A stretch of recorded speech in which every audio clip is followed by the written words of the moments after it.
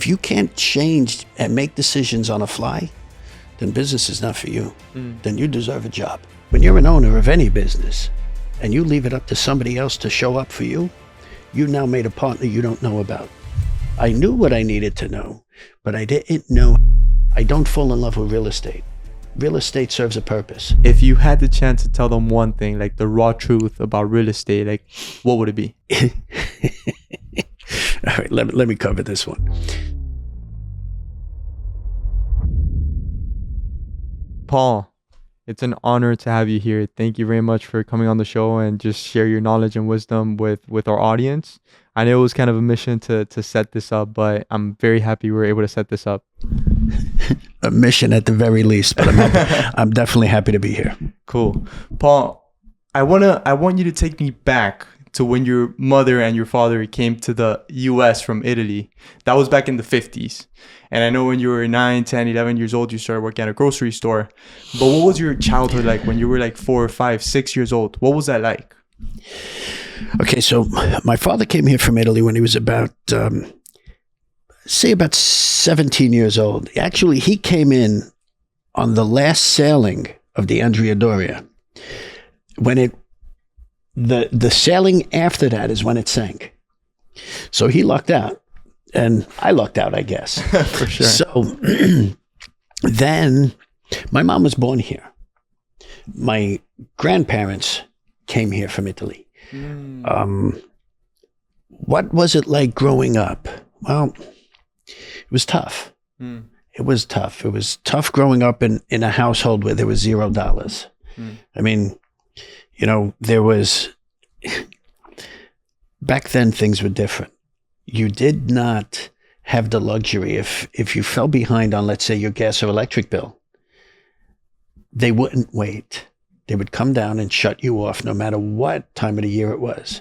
If it was winter and you didn't pay the gas bill, they were shutting you down. It didn't matter. Life was tough and they made it tougher.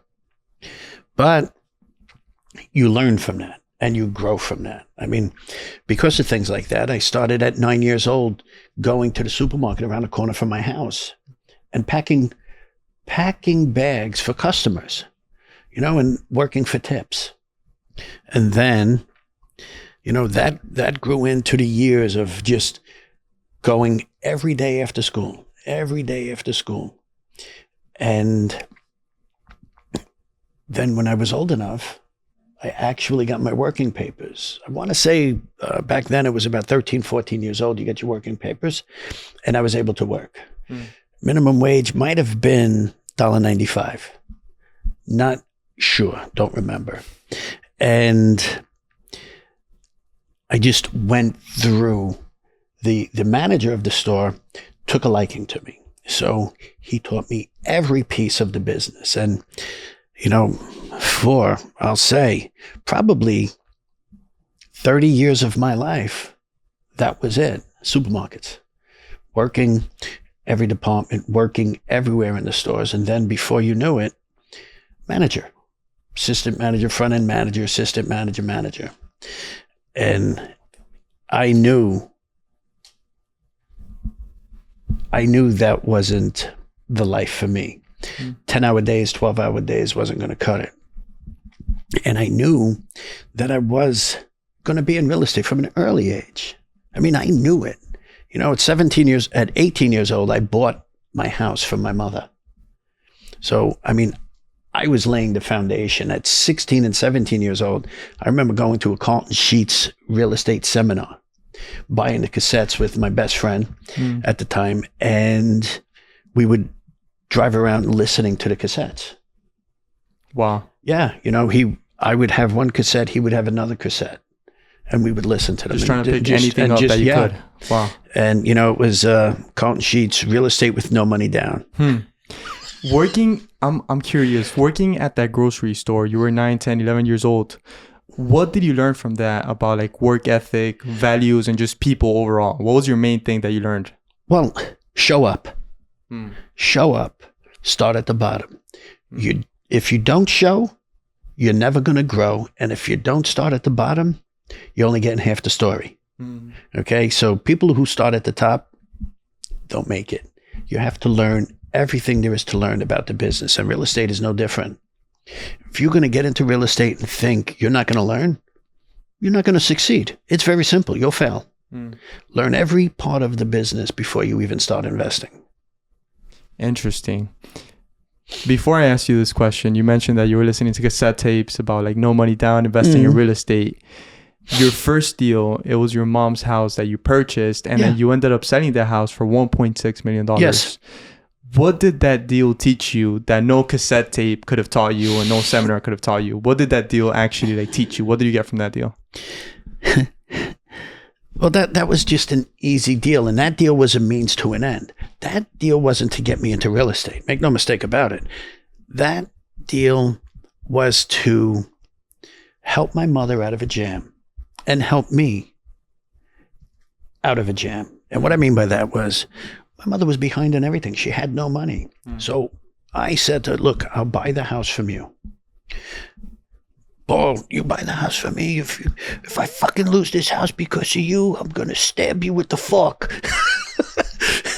Well, the fork is crazy. Yes, because it's an old Italian thing. Yeah. You know, so now what happens, she says, okay, I'll sign the house to you. She signs the house to me. Then I go back to her and I said, Ma, okay, the bank won't give me a loan. So you have to co-sign the loan. She smashes the table with her hand. She starts screaming at me in English and in Italian. Oh my God. I knew you were going to do it to me. I knew you were going to lose this house and blah, blah. I says, Ma, take it easy, relax. So now what happens? I convince her. Now, ready for this? We go to Greenpoint Savings Bank, which was the area bank at the time, the neighborhood bank. And they give me the loan.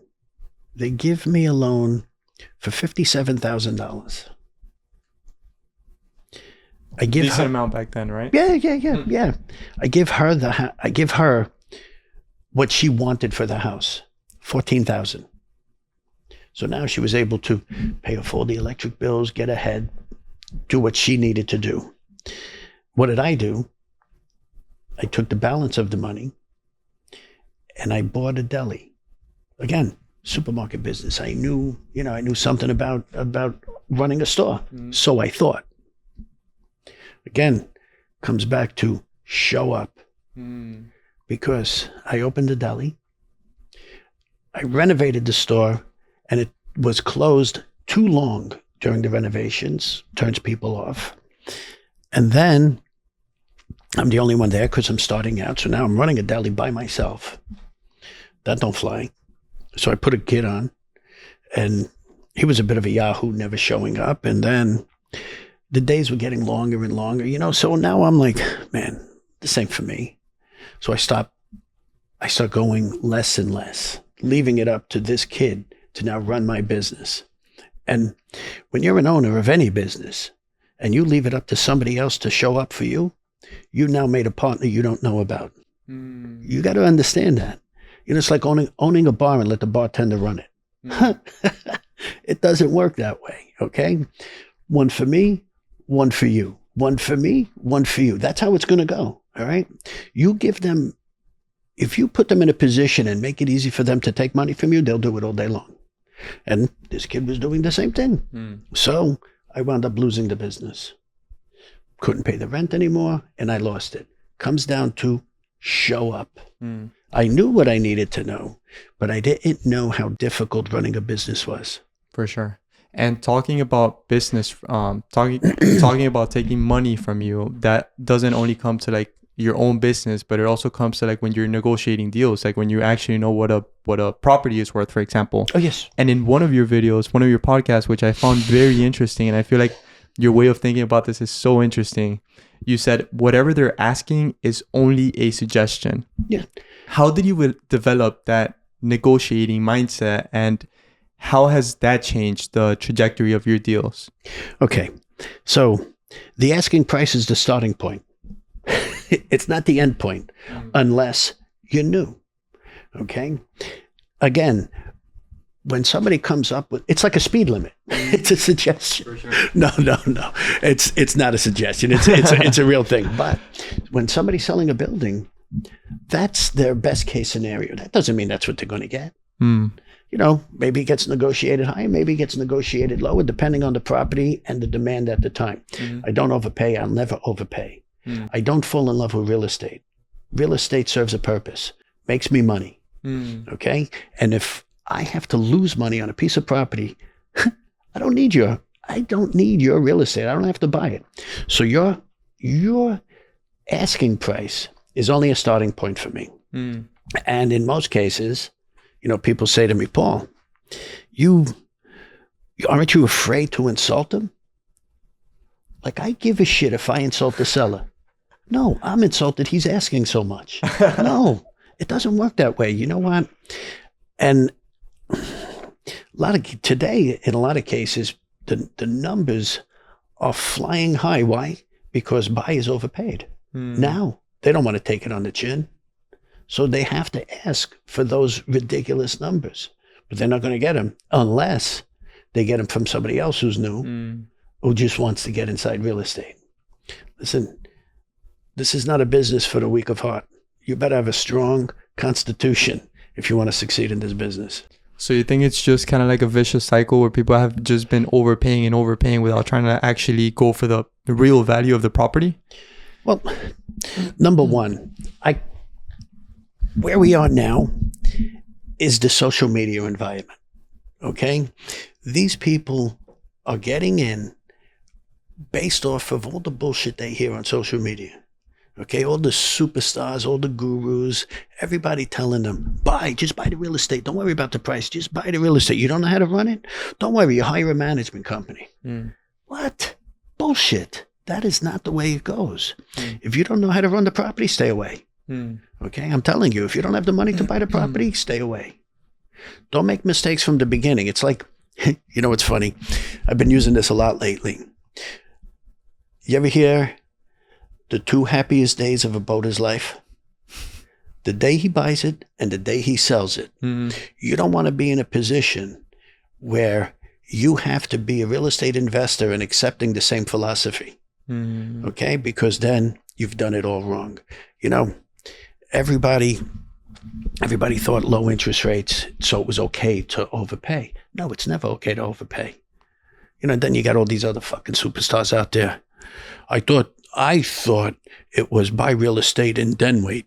You don't wait and buy real estate. No, you actually wait for the right deal and then you buy it.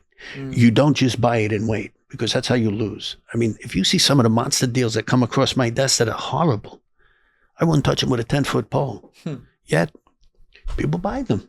And all they're doing is passing off the pain. You're taking his pain, passing it off to somebody else's pain, and the cycle continues until somebody loses it. For sure. That's the way it goes. Aside from actually getting the price that you're looking for in a property, you also said that you never look for value add properties. You look for organic upside and just natural upside. Can you walk us through how you see what other people are not seeing? Okay, again, I've been doing this a long time. A long time. And if I walk onto a property, I know where the money's buried. Meaning, I know exactly what I'm going to do there to make money, to increase the rents. I know the market because I don't buy in markets I don't know. So I already know exactly what's happening in that market before I purchase a property. I know what the true values are. I know what the true rent rolls are. I know how much the rent is in an area before I go and stick my ass in that area. It's not going to happen. I'm going to invest in markets that I only know. I'm not going to go into a piece of real estate and start having to unload tons of money to get the upside. No, man. Listen, if you're a professional and that's how you make your money, God bless. That's your game. I don't do that. I buy a piece of property. I'm making money walking in the door day one. I don't want to have to work and work hard to find the money that I was promised. And that's the problem with today. Here, take New York City, for example. People are losing properties in New York City left and right. It happens to be one of the best times in a long time to buy real estate in New York City. Really? Yeah, because you had all these yahoos listening to the other yahoos telling them, buy, buy, buy. So these people just went out there and started buying real estate. Overpaying, price didn't matter. Pro forma. You know what pro forma is? Okay, really. pro forma. All right, let me cover this one. So when you go to buy a piece of real estate, there's going to be what is called an offering memorandum, or what I call it a setup. Okay. And they'll give you, the seller or the broker will give you the offering memorandum, and that gives you the breakdown of the property, gives you detailed information about the property, where it is, what's the location, what's happening there, blah, blah, blah. Then it tells you the rent roll. Then it tells you the expenses. Then it fast forward to 2, 3, 4, 5 years down the road and tells you what the pro forma rents will be. And pro forma meaning future rents. Yeah. Okay? Says who? And if you do this, you'll get this. And if you do that, you'll get that. Horseshit. Because now everybody was counting on the Rent Stabilization Board changing some of the guidelines and then giving you the increases in the rents and relaxing them a little bit. But guess what didn't happen? None of that. None of that happened. So now It's a setup. well, it's not that it's a setup. It's the city not changing the rules. Okay, it's the city not allowing the organic growth. So they're actually capping the growth. Now these people bought, overpaid, but needed that pro forma. They needed those increases that they're not going to get. So what happens? They're upside down. Yeah. No, they're upside down. So in 5 years on commercial real estate, the notes typically come due in 5 years. They're 5-year terms. All right. So in 5 years, they balloon out.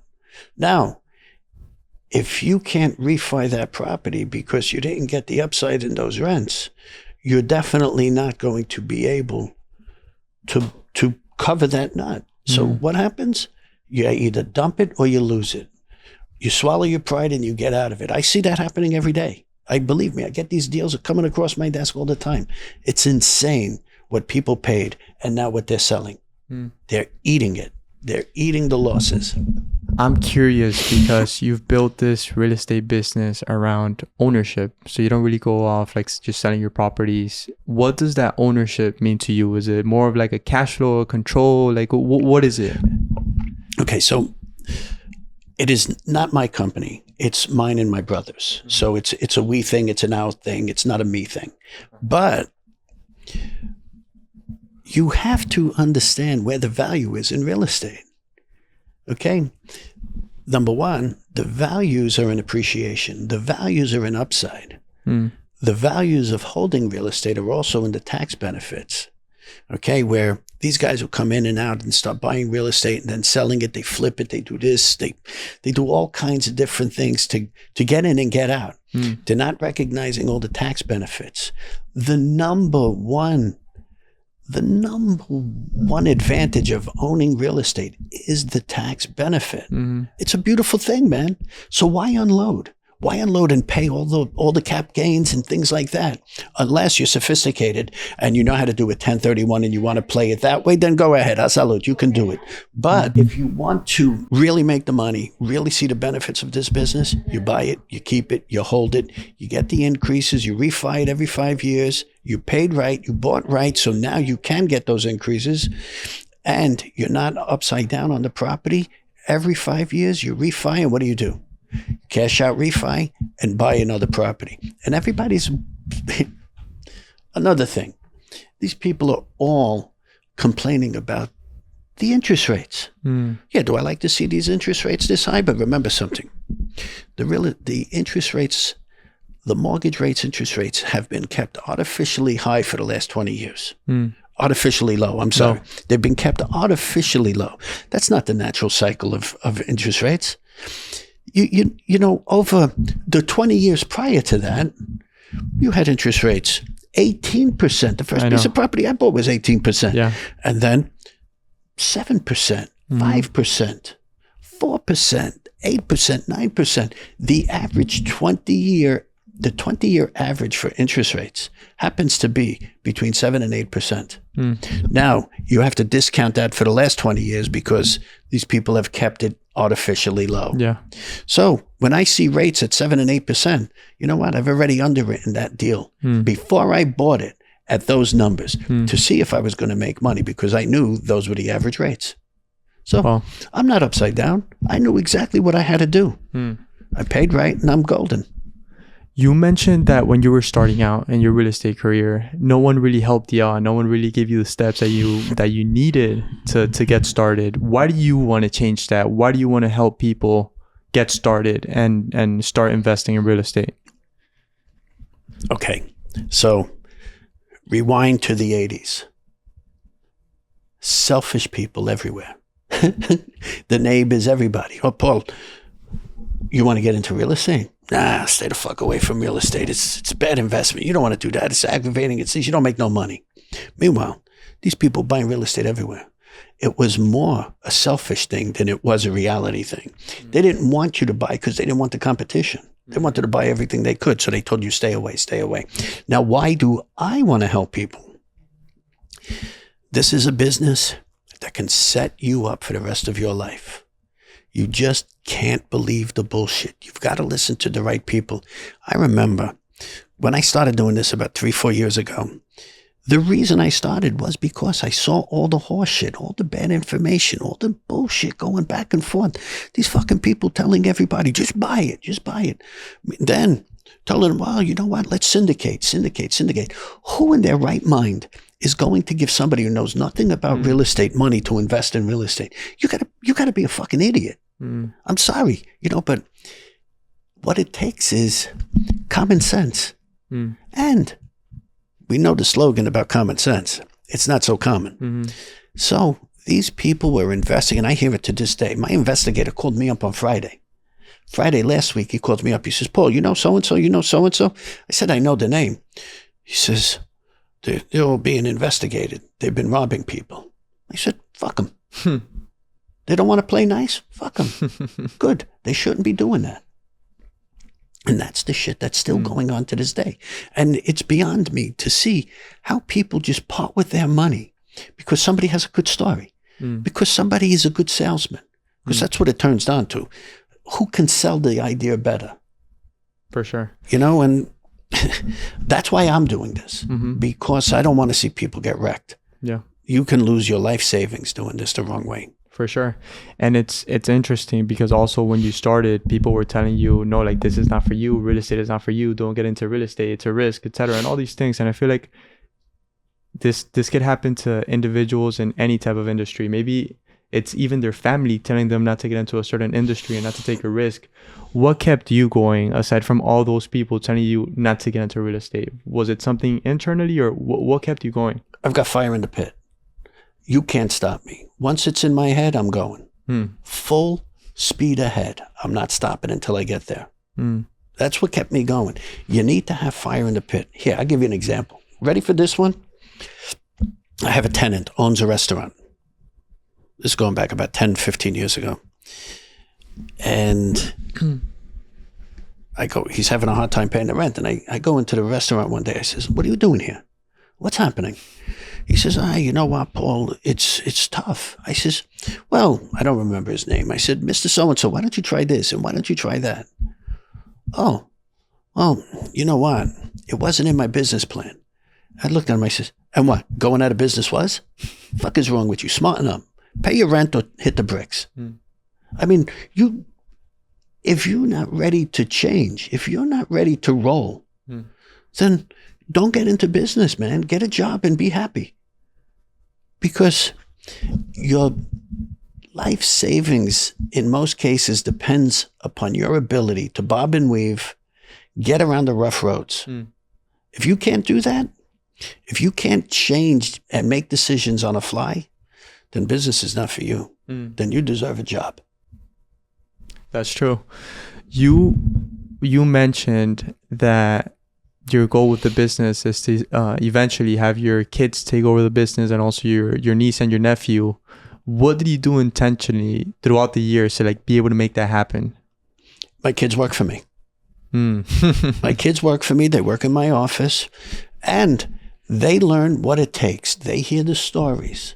They hear the stories from the tenants calling up, complaining, making complaints. They hear stories of lawsuits. They hear everything. They field these calls now. They know exactly what's going on between employees' problems, tenant problems. You name it. You name it. They hear it now. They're like, Dad, how do you do this? My youngest daughter come to me, had to be about 8 months ago. She says, Dad, how the hell do you do this shit? I said, Belle, I ignore it. She says, I see how stressed out you get. If you keep going like this, you're not even going to see 60. I said, don't worry about me. I'll see 60. It is a stressful business. For sure. Yeah. What would you say is the key to like not have business interfere with family and not have that dynamic of like business and family and arguments and all these different things that can happen in a business, right? You have to have the ability to shut things off. If you can't shut things off, that's a problem. Then your problems are coming home. You know, my wife is sitting right there. She knows I don't take the problems home. I leave them at the door. Of course, I can be home, the phone will ring and I'll have a problem, but you know what? It's a problem, and for every problem, there's a solution. So I know that. I figure it out. Okay, I'll solve this one. Okay, we'll solve that one. And as long as you keep that mentality, you'll never take it home. Your first hire, aside from the supers, were the bookkeepers, right? No. Nope. What was your first hire, and what did that teach you about like hiring and just managing people? The first hires are the people you use out in the field. Okay. And it happens to be your supers. It happens to be the people who are going to do the landscaping and things like that. Those are going to be your first hires. But then your true first hire is your attorney and your accountant. And here we go again with the gurus telling you, just go online and start an LLC and you're off to the races. Bullshit. It's not how it works. Every situation is different. Every scenario is different. You want to set up your exit strategy early on because you never know what happens to your life. Okay, life changes on a dime. So if you're not prepared for that day, everything you built can be just blown away into the wind. So your best hires are going to be your attorney and your accountant. So I can set up a proper plan for you. Yeah, an exit plan. Yes, you saw the video. Yeah. Real estate is like sex. You have to protect yourself from the very beginning. And that is the God's honest truth. Don't go, I mean, these fucking guys are out there inventing ways to make you lose money. Start an LLC, get a business credit card, then I've seen cash those. out your credit card and buy a bit. What the fuck kind of nonsense is that? This is the kind of shit I never seen. Then you get another fucking bozo who's hanging out his Amex Black Card, and I'm looking at him laughing. He says, just apply for this. He must have found that thing in the garbage or had it made somewhere because there's no way he was rocking it. All right? And I'm looking at him like, wow, this is what they do. And people eat it up. Yeah. People eat it up. And you know what I notice? The younger you are, the faster you are to pull the trigger on the easy dream. You guys, younger people need to exercise common sense to their best ability. Because if it sounds easy, it's bullshit. You've been very vocal about like New York and how it's changed when COVID came around and evictions and all these different things.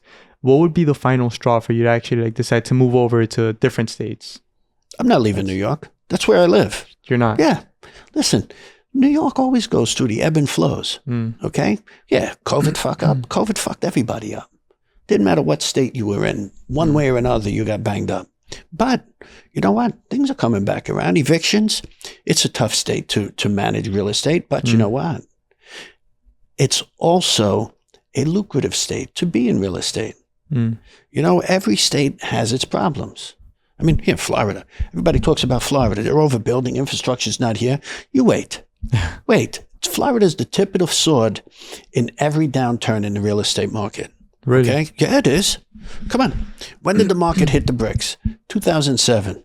All those beautiful new condos they were putting up, 500,000, 400,000, 600,000. They were selling you 2 for that price at that time then. Right? The market took a shit. They had to unload inventory, and that's where you are. That's where you were then. And that day is coming here. Okay? That day is coming here. It's just a slow rollout, but it's going to be a slow rollout to a big storm. Interesting. What's driving you today that maybe wasn't driving you when you were 18? Like what's keeping you going now? What's keeping Paul going? I can't sit still. I have to work. Retirement, not an option. My wife asks me all the time, Paul, when are you going to retire? I ain't going to fucking retire. I am not going to retire. I will work until I'm in the grave. And that's it. It's that simple. Now, will I figure out easy ways to work? Yeah. Will I be in different parts of the world? Absolutely. But will I still be very much involved with the business? You better believe it. One of your books is titled Should Have Listened. Yeah. What's one thing, if only one thing, if you couldn't choose nothing else, what's one thing that you wish you would have listened when you were younger? One piece of advice or anything that maybe you didn't listen to. Show up. Show up, party less. Man, I lived a good life when I was a kid. Not a kid, like 18, 19, 20 years old. That was it, man. I was set. I was going to clubs. I knew what clubs were open every night of the week. New York City, man, we would party. So that's what I would do. And if I would have spent less time partying, blowing less money than at that time, I'd be a lot further along. You've kind of taken your knowledge and all your wisdom, and you're starting to put it all together now into a property boss. What's one thing that you want to leave as a legacy, I guess, aside from like the buildings and all the knowledge and the books that you're leaving? It's interesting. I'm not ready to think about that. I'm not ready to think about what my legacy will be, but I will do great things. That you can count on. So right now you're still thinking about just growing, giving it everything you can, just each and every day, just growing your business. I will do great things. And I do know this. Life changes you and life changes. So my plan today may not be my plan tomorrow. That's true. So I can't iron down what my legacy will be. It will be that I've done great things though. That's great.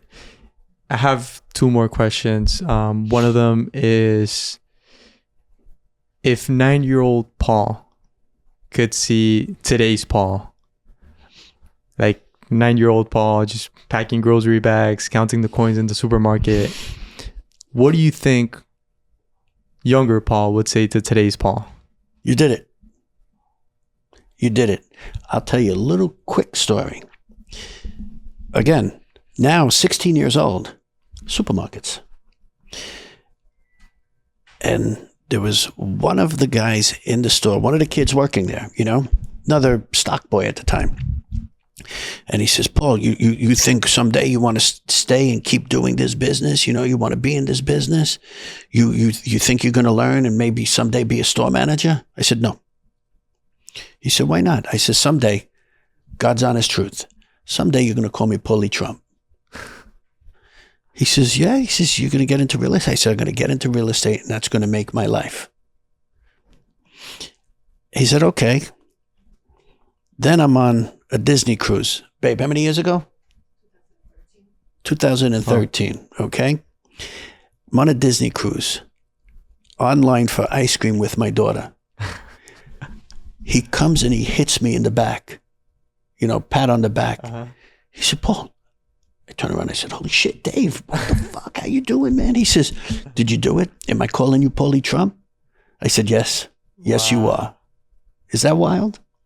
You know what? If I could give one piece of advice, find what you love and do it well, because you will do it for the rest of your life. Don't settle. If you're going to settle for a job, you're going to be fucking miserable every day of the week, waking up, shit, I got to go to work. I don't do that. If you had the chance to speak to someone listening to this podcast, and I know a couple of questions ago, you mentioned all these gurus saying how easy it will be, and if you choose the easy way to success, you'll get burnt. If you had the chance to tell them one thing, like the raw truth about real estate, like what would it be? something like, get ready for this type of truth? You know, there are so many.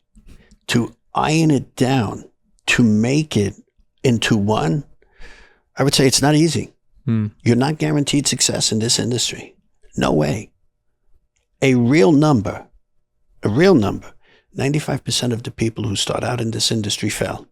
Wow. Think about being in a room with 100 people, everybody listening to the same guru, and he's telling them all what to do. And just look around.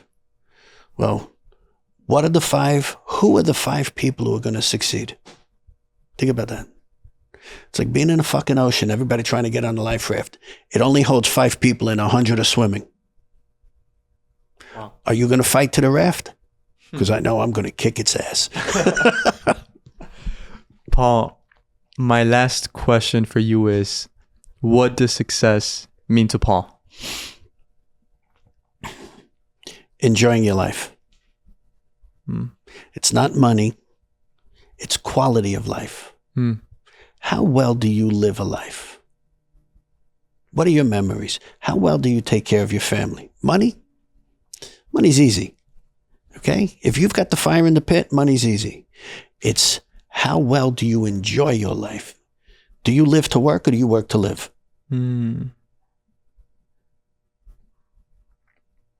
That's a very interesting answer to success, and I like it.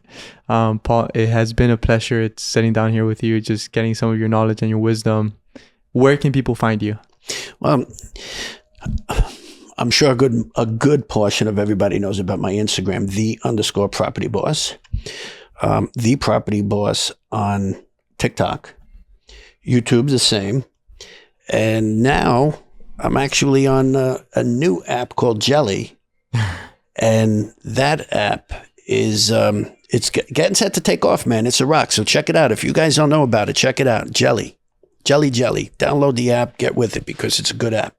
You'll find me there, The Property Boss. Sounds good. Well, Paul, it has been a pleasure. Oh, no, Thank you for making it out. The pleasure's been mine. It was an honor, and I wish you the absolute best. Same to you. I wish you nothing but luck and success in your future. Thank you, Paul. Yeah, man. That was Thank great. you.